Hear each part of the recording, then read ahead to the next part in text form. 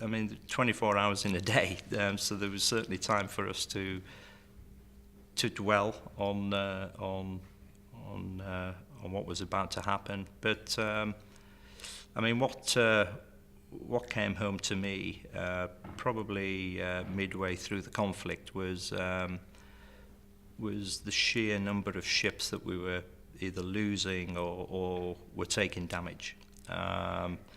And collectively, I think we all thought and discussed really when would it be HMS Plymouth's time, because there were not many ships that were going unscathed at a particular point.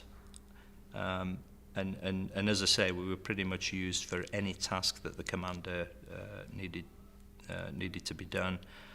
And then the day came where one day we were assigned a task of providing gunfire support against an Argentinian position that required us to leave San Carlos water. And soon after, when we got ourselves into position, we were attacked by 4, 5, or even 6 Argentinian aircraft.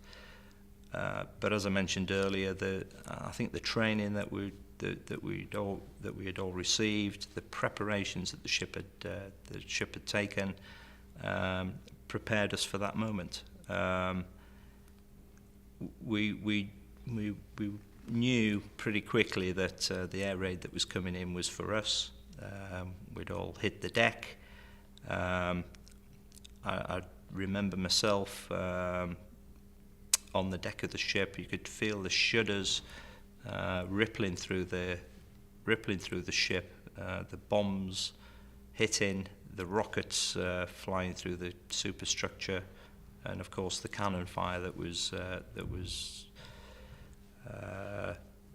hitting the ship all down one particular side.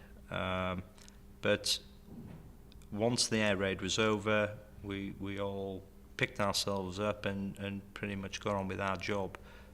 We had a huge raging fire going on at the back end of the ship. We had casualties. Me myself, I was a first aider, only to be faced with one guy running down the passageway with a finger shot off. And you don't really think about it. You just do the job that you were trained to do. So fire put out, take stock of the situation. Casualties were flown off the ship. That evening, we were all mustered on the forecastle of the ship, because of course we had 2 unexploded 1,000-pound bombs sitting on the back end that needed to be made safe. That really was a time to reflect, because of course it was still a danger to the ship, could have blew up at any time, but it was an opportunity as well, I think, for the captain to speak to the ship's company. In a way, I think there was a lot of relief going around the ship, because we'd been down there from the very beginning. There was an expectation that now that we'd been hit with pretty substantial damage, that we'd be headed off back home. But that wasn't the case. The commander of the task force, his view was get us patched up, because the gun was still working, the engines were still running, so we were able to move and fight, and he needed us as part of his task force. So we were patched up and then put back onto the gun line. But pleased to say that about 4 or 5 days later, the surrender was signed. So of course we did eventually get dispatched back to UK.